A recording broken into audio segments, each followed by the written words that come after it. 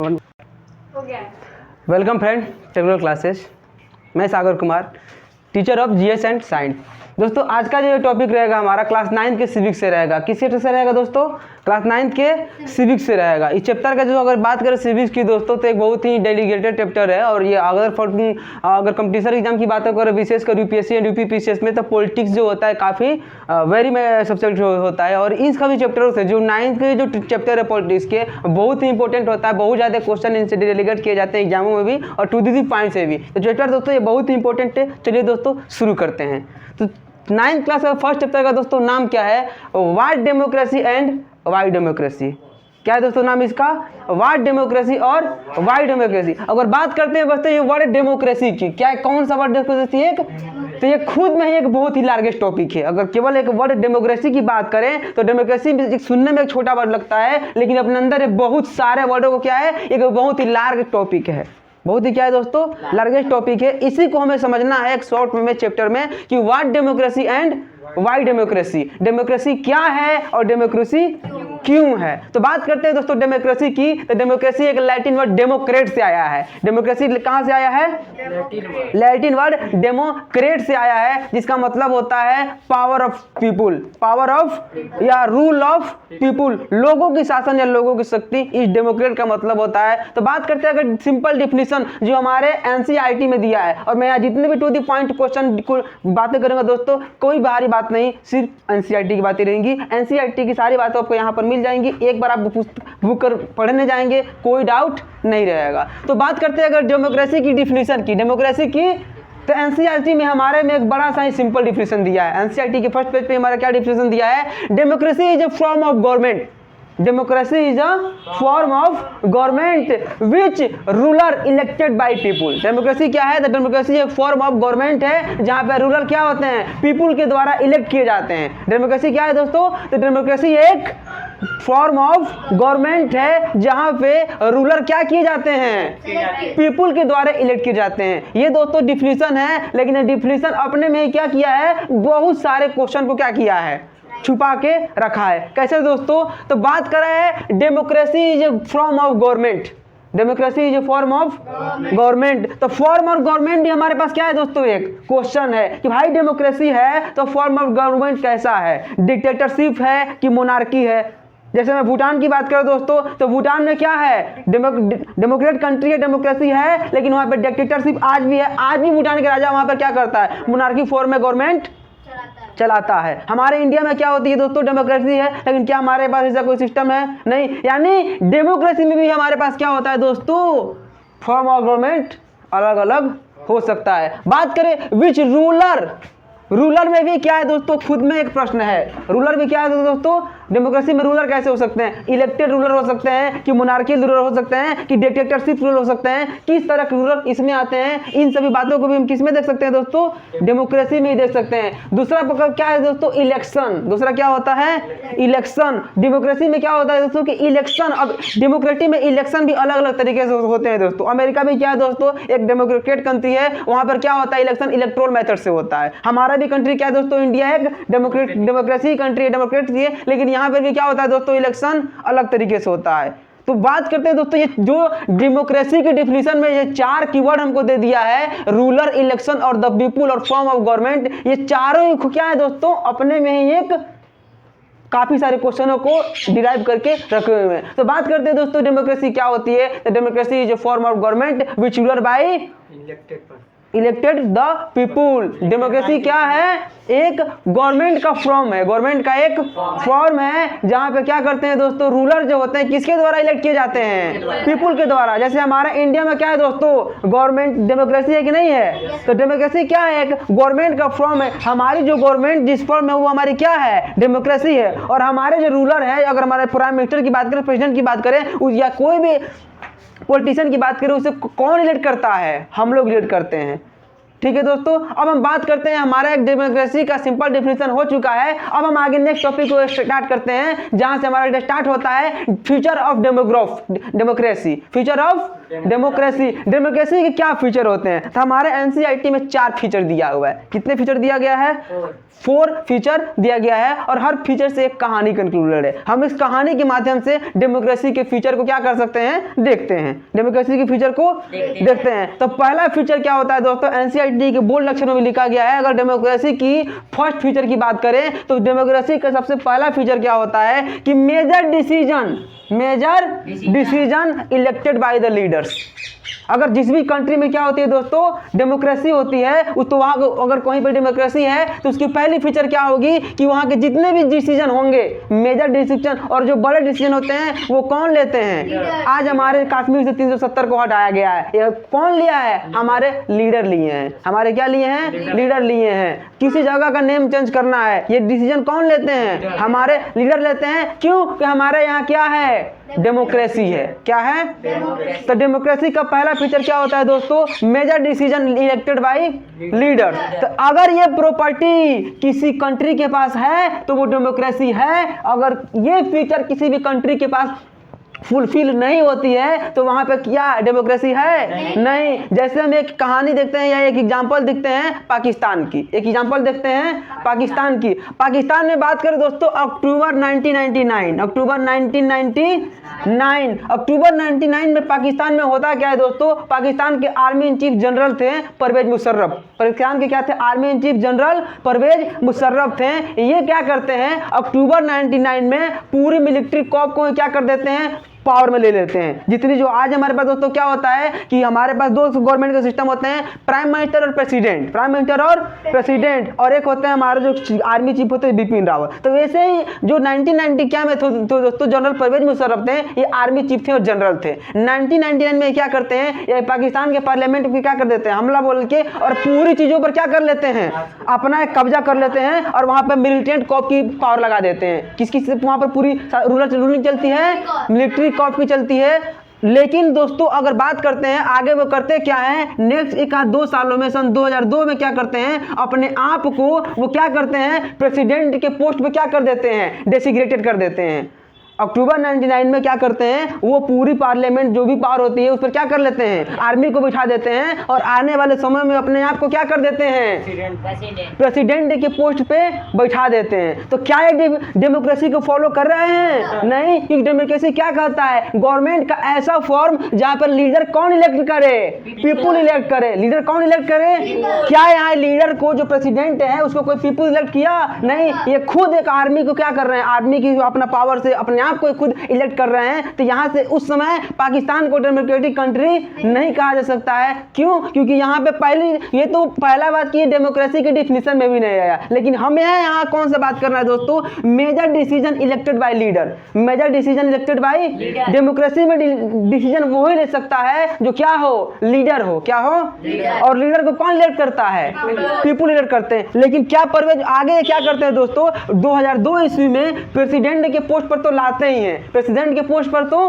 लाते ही हैं। लेकिन इसी सन 2002 के अक्टूबर ईस्वी में क्या करते हैं, एक रेफरेंडम पास करते हैं। ये जनरल परवेज मुशर्रफ क्या करते हैं दोस्तों, एक रेफरेंडम पास करते हैं दोस्तों। अगर आगे कंपटीशन की तैयारी करना है, अगर बढ़िया एग्जामों की, तो जो कीवर्ड होते हैं बहुत ध्यान से हमको डिराइव कर चलेंगे, आगे बहुत बार इनकी हो जाता है। एक बहुत ही यहाँ पर इंपॉर्टेंट पॉइंट आता है दोस्तों रेफरेंडम की। किस पॉइंट आता है, क्या दोस्तों, रेफरेंडम क्या होता है। तो रेफरेंडम एक ऐसा होता है दोस्तों, एक जनता की राय ली जाती है। जैसे आज पाकिस्तान बार बार कह रहा है कि कश्मीर में एक रेफरेंडम पास कीजिए। क्या पास कीजिए, जैसे आज जितने भी न्यूज पढ़ते होंगे तो उसमें दिया जाता है कि लोग किसी भी एक टॉपिक पर, किसी भी एक टॉपिक पर लोगों की राय मांगी जाती है। लोगों को क्या मांगी जाती है दोस्तों, राय। लोग उस मुद्दे पर अपना जो राय देते हैं वही क्या कहलाता है, रेफरेंडम कहलाता है। क्या कहलाता है, रेफरेंडम कहलाता है। जैसे में आज हमें क्या था, 370 था, तो हमारी गवर्नमेंट ने क्या किया था, एक सिंपल से रेफरेंडम निकाल दिया कि लोग हाँ या ना चाहते हैं, इस पे वोट कीजिए।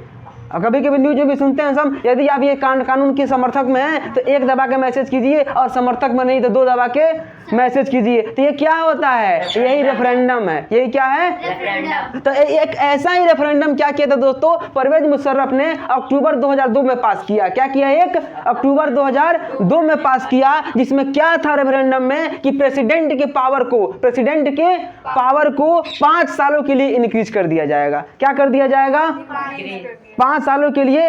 इस तरह से वो अगले 5 सालों तक क्या रहते हैं, प्रेसिडेंट बने रहते हैं। ये कहानी इतना तक ही नहीं थमती है दोस्तों, जब वो अगले 5 सालों के लिए क्या करते हैं, प्रेसिडेंट बनते हैं, तो ये क्या करते हैं, इस जो रेफरेंडम पास हुआ था, इस रेफरेंडम का क्या करते हैं, वहाँ के मीडिया और ह्यूमन राइट्स वाले इस रेफरेंडम में क्या करते हैं, अपोज करते हैं। क्या करते हैं, अपोज करते हैं। तो उसके बाद जब इनको जनरल परवेज मुशर्रफ को हर जगह पे अपोज किया जाता है, तो जनरल परवेज मुशर्रफ करते क्या है, national security council, national security council की क्या करते हैं, एस्टेब्लिशमेंट करते हैं कॉन्स्टिट्यूशन में अमेंडमेंट करके। इस नेशनल सिक्योरिटी काउंसिल में क्या किया गया है दोस्तों, जितने कैबिनेट थे, क्या होते हैं दोस्तों, कैबिनेट क्या होता है, हमारे यहाँ से जो एमपी और एमएलए जीत के जाते हैं वो हमारे लिए रूल बनाते हैं। कैबिनेट क्या होता है दोस्तों, हमारे यहाँ से जो एमपी और एमएलए जीतते हैं इलेक्शन में, वो हमारे लिए क्या बनाते हैं, रूल बनाते हैं। उन्हीं कैबिनेट को जनरल परवेज मुशर्रफ ने क्या कर दिया, खत्म कर दिया। क्या कर दिया, खत्म कर दिया। और पूरी कैबिनेट की जगह पर क्या लगा दिया, नेशनल सिक्योरिटी काउंसिल को बैठा दिया। मतलब जितने आर्मी के जो ऑफिसर थे वही लोगों के लिए क्या करेंगे, कानून बनाएंगे। क्या बनाएंगे, तो क्या हमारा ये जो डेमोक्रेसी का पहला फीचर है, major election elected by leaders, major decision elected by leaders, क्या यहाँ पे ये रूल फॉलो हो रहा है। पहले रूल की ये जो जनरल परवेज मुशर्रफ हैं, ये लोगों के द्वारा इलेक्ट नहीं किए गए हैं, ये लोगों के द्वारा लेकिन एक लीगल फ्रेमवर्क दिखाने के लिए इन्होंने क्या किया, एक रेफरेंडम पास करा लिया लोगों से कि अगले 5 सालों तक ये क्या रहेंगे, प्रेसिडेंट रहेंगे। फिर भी लेकिन इन्होंने क्या किया दोस्तों, आने वाले जो पाकिस्तान की कैबिनेट थी, उस कैबिनेट को ही क्या कर दिया, खत्म कर दिया। और उसके जगह पर क्या एस्टेब्लिश कर देते हैं, नेशनल सिक्योरिटी काउंसिल को एस्टेब्लिश कर देते हैं। अब पाकिस्तान के जो भी डिसीजन होते थे वो आर्मी के लोग लेते थे, ना कि कोई लीडर लेता था। इस कारण से 1999 के जो टाइम था उसमें पाकिस्तान को एक डेमोक्रेटिक कंट्री नहीं कहा जाता है। आगे चल के इस पर बहुत ज्यादा प्रोटेस्ट होता है, बाद में जनरल परवेज मुशर्रफ हटते हैं तो पाकिस्तान में क्या होती है, डेमोक्रेसी बहाल होती है। तो हमने अब तक क्या देखा दोस्तों, अगर किसी भी कंट्री को डेमोग्राफी के या डेमोक्रेसी के अंदर आना है या उसको अपने आप को डेमोक्रेटिक कंट्री कहलाना है, तो इस वाले कैटेगरी को क्या करना पड़ेगा, फॉलो करना पड़ेगा। कि मतलब वहाँ के जितने भी डिसीजन होंगे उसे कौन इलेक्ट करेंगे, वहाँ के लीडर इलेक्ट करेंगे, ना कि कोई प्राइवेट या प्राइवेट ऑर्गेनाइजेशन या कोई पर्सन। आशा करता हूँ दोस्तों ये टॉपिक समझ में आया। इसके अगला जो डेमोक्रेसी की जो फीचर होती है, हम लोग एक चाइना और मैक्सिको के एग्जाम्पल से समझते हैं। वेलकम फ्रेंड, अब जो हम इसके पहले हमने क्या देखा था, व्हाट डेमोक्रेसी वाई डेमोक्रेसी, एक डेमोक्रेसी का सिंपल डिफिनेशन देखा था और डेमोक्रेसी के फीचर में बात किया था। पहले फीचर में क्या देखा था दोस्तों, कि डेमोक्रेसी का पहला फीचर क्या था, major decision elected by leader, major decision elected by, यानी किसी भी कंट्री को यदि डेमोक्रेटिक कंट्री कहलाना है तो वहां के जितने भी मेजर डिसीजन होंगे वो कौन लेगा, लीडर्स लेंगे। एक कंडीशन में 1999 में पाकिस्तान क्या कर दिया था दोस्तों, फेल हो गया था, इसको हमने देखा। अब हम जो डेमोक्रेसी की नेक्स्ट फीचर को देखते हैं, क्या देखते हैं दोस्तों, डेमोक्रेसी की नेक्स्ट फीचर की बात करें तो जो हमारा नेक्स्ट फीचर आता है, free and fair electoral competition. जो अगर डेमोक्रेसी की बात करें उसका सेकंड फीचर क्या है दोस्तों, तो free and fair electoral competition. Free मतलब क्या होता है दोस्तों, बिना किसी दबाव का, बिना किसी दबाव का, बिना किसी, और फेयर मतलब क्या होता है दोस्तों, पारदर्शिता। जो भी चीजें होनी चाहिए लोगों के सामने क्या होनी चाहिए, स्पष्ट तरीके से होनी चाहिए, कोई भी धोखाधड़ी से नहीं होना चाहिए, और लोगों के पास क्या होना चाहिए, ऑप्शन होने चाहिए। अगर ये सेकेंड प्रॉपर्टी कोई कंट्री फॉलो करता है तो वो क्या कहलाएगा, डेमोक्रेटिक कंट्री कहलाएगा, वरना डेमोक्रेटिक कंट्री नहीं कहलाएगा। तो हम इस बातों को हम दो एग्जांपल समझते हैं दोस्तों। अगर फर्स्ट बात करें तो चाइना की बात करें, क्या करें दोस्तों, चाइना की बात करें तो हमारा डेमोक्रेसी क्या कहता है, डेमोक्रेसी एक फॉर्म ऑफ गवर्नमेंट है जहां पर रूलर को कौन इलेक्ट करता है, पीपुल इलेक्ट करते हैं। तो बात करते हैं दोस्तों चाइना में, तो चाइना में हर एक 5 साल में इलेक्शन होता है। चाइना में क्या होता है, हर एक 5 साल में इलेक्शन होता है। इसका मतलब चाइना क्या होना चाहिए, डेमोक्रेटिक कंट्री होनी चाहिए, क्योंकि यहाँ पर इलेक्शन होता है। जब इलेक्शन होगा तो इलेक्शन में वोट कौन करेंगे, पीपुल करेंगे। कौन करेंगे, पीपुल करेंगे, यानी वहाँ का रूलर को कौन इलेक्ट करेगा, पीपल। तो क्या चाइना डेमोक्रेटिक कंट्री होनी चाहिए, नहीं। चाइना में इलेक्शन होने के बाद भी चाइना को डेमोक्रेटिक कंट्री आज भी नहीं कहा जाता है और पहले भी नहीं कहा जाता था। क्यों दोस्तों? देखते हैं, क्योंकि डेमोक्रेसी का जो सेकंड फीचर क्या कहता है कि free and fair electoral competition होनी चाहिए। क्या होनी चाहिए? वहाँ इलेक्शन तो हो लेकिन लोगों को क्या हो, लोगों को मौका ही हो। जैसे इस बात को हम एक एग्जांपल समझ लेते हैं दोस्तों। आज हमारे यहाँ इलेक्शन होता है, आज हमारे यहाँ क्या होता है? तो हमारे पास कौन सी पार्टियां आती हैं? बीजेपी और कांग्रेस, दो बड़े बड़े पार्टी आ जाती हैं। लोगों के पास ऑप्शन होता है दोस्तों, अगर बीजेपी को नहीं चुनेंगे तो क्या चुनेंगे? कांग्रेस को चुनेंगे। यदि हम सिर्फ एक बात बोलें, अगर इंडिया में एक ऐसा सिस्टम आ जाए कि ओनली टू ओनली बीजेपी के लीडर को आपको चुनना है, ओनली टू ओनली बीजेपी की, हम कहते हैं बीजेपी के लीडर को चुन लीजिए, फिर कहते हैं बीजेपी को चुन लीजिए, तो हम किसी और पार्टी की बात कर रहे हैं क्या? नहीं। भले ही दो पर्सन आए, एक अमित शाह लड़े, एक योगी लड़े, एक मोदी लड़े, कोई भी लड़े, लेकिन पार्टी तो एक लड़ रही है। तो जो भी लोग लड़ेगा, क्या वो पार्टी के अहित में सोचेगा? कभी नहीं सोचेगा। यानी पार्टी विशेष का फायदा है, देश का फायदा। तो चाइना में दोस्तों जो इलेक्शन हर 5 साल पे होता है, वहां सिर्फ एक ही पार्टी इलेक्शन लड़ती है। वहां पे सिर्फ नेशनल पीपल कांग्रेस वहां पर क्या करती है? इलेक्शन लड़ती है। उसी पार्टी से दो लोग क्या होते हैं? खड़े होते हैं। भाई दोनों लोग में जो जीतेगा हारेगा, पार्टी का तो है। यानी वहां पे अपोजिशन पार्टी नाम का कोई चीज नहीं है। तो क्या वहां पे डेमोक्रेसी हुआ? नहीं, क्योंकि क्या बोल रहा है? हमारे पास free and fair electoral competition होनी चाहिए। जो वहां पे इलेक्शन होगा, लोगों के पास क्या हो, अपने इलेक्शन को जो प्रतिनिधि लड़ रहा है, जो रिप्रेजेंटेटिव लड़ रहा है, लोग अपने को क्या है, आज हमारे दोस्तों क्या है, बहुत से लोग कांग्रेस को भी वोट करते हैं, बहुत से लोग बीजेपी को भी वोट करते हैं, तो बहुत से लोग इंडिपेंडेंट को भी वोट कर सकते हैं। लेकिन ये चाइना में ऐसा नहीं है, क्योंकि लोगों के पास ऑप्शन नहीं है। लोग वोट करेंगे तो किसको करेंगे? नेशनल पीपल कांग्रेस को। तो वहां पर इलेक्शन सिर्फ नाम का है। तो अगर कोई भी कंट्री, ये जरूरी नहीं है कि दोस्तों वो इलेक्शन कराता है तो वो डेमोक्रेटिक ही होगा। इलेक्शन कराने पर वहां कैसा इलेक्शन होना चाहिए? Free and fair competition election होना चाहिए। क्लियर दोस्तों? तो इस तरह से चाइना भी क्या है दोस्तों, डेमोक्रेटिक कंट्री के लिस्ट में नहीं आता है। नेक्स्ट दोस्तों बात करते हैं मैक्सिको की। इन केस ऑफ मैक्सिको को भी दोस्तों डेमोक्रेटिक कंट्री नहीं कहा जाता है। क्या कहा जाता है? क्यों? तो वहां पर एक दोस्तों पार्टी है, वहां पर तो लड़ती है पार्टियां कई सारी, वहां पर तो पार्टियां बहुत सारी लड़ती हैं। लोगों के पास क्या होता है दोस्तों? फेयर इलेक्टोरल कंपटीशन है। फेयर इलेक्टोरल कंपटीशन है, बहुत सारी पार्टियां हैं, लेकिन फ्री इलेक्टोरल कंपटीशन नहीं है। कैसे दोस्तों? मैक्सिको की एक पार्टी है PRI, जिसका फुल फॉर्म क्या होता है दोस्तों? Institution of Republic party. Institution of Republican party full form उल्टा होता है, इसका उल्टा से लिखते हैं, इधर से लिखते हैं, ठीक है? Institution of Republican party. ये क्या करती है दोस्तों? ये सन 1989 से क्या है दोस्तों, वहां पर गवर्नमेंट में है। वहां पर क्या है दोस्तों?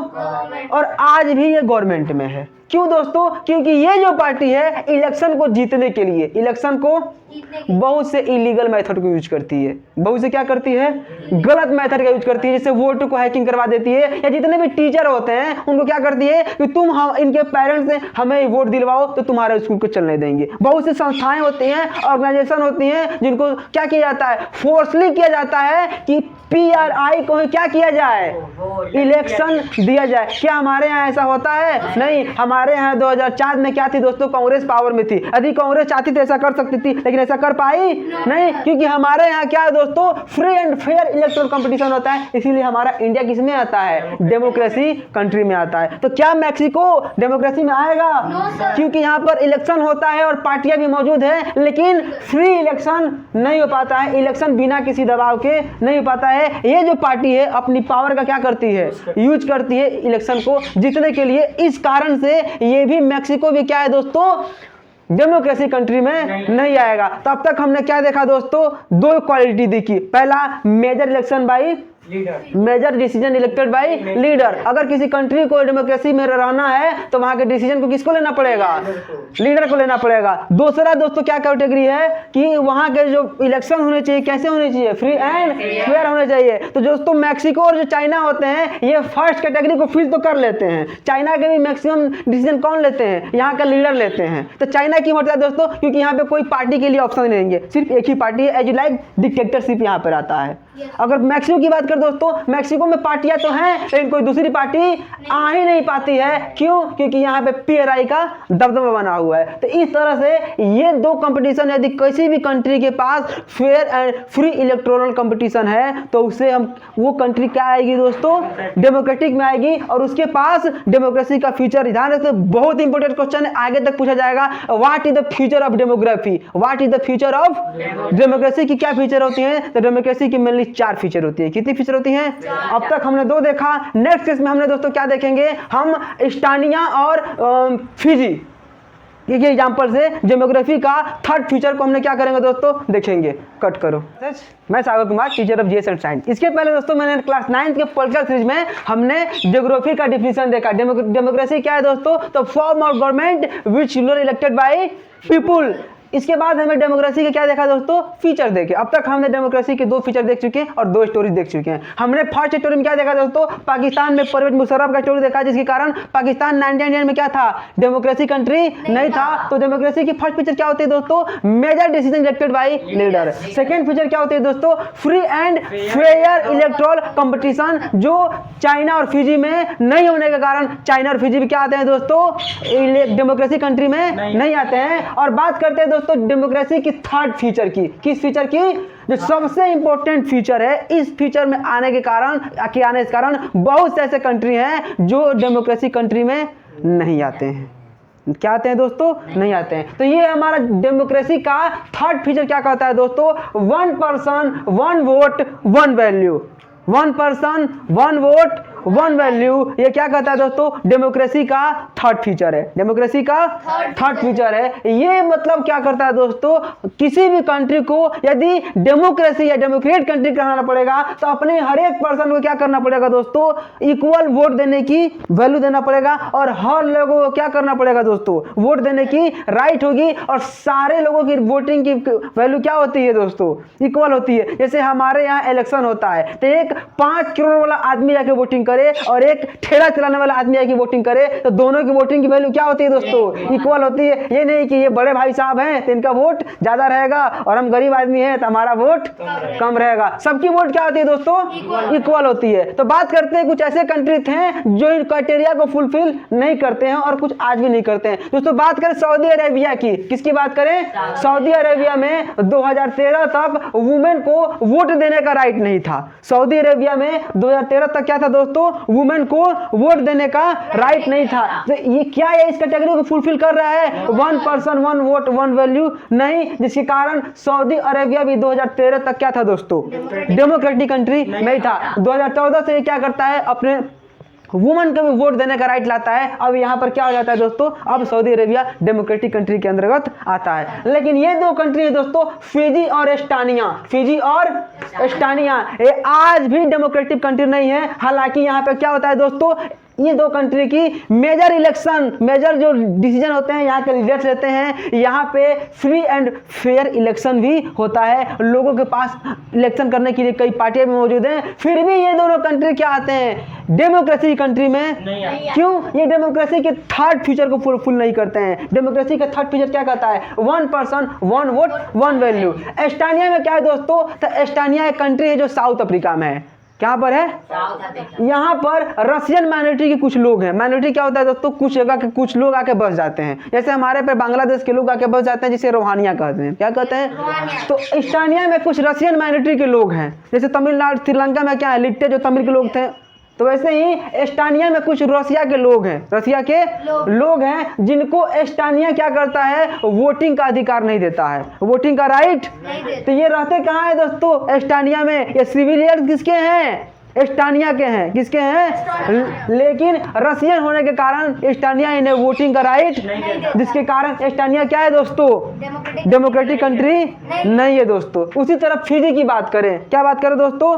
फिजी क्या है दोस्तों? एक आइसलैंड है। क्या है दोस्तों? एक आइसलैंड है। आइसलैंड एक वाटर लैंड बॉडी होता है जो चारों तरफ से वाटर से घिरा होता है। तो फिजी पर क्या हो दोस्तों? फिजी में केवल ओनली इंडिजीनियस पीपुल ही वोट देते हैं। क्या देते हैं दोस्तों?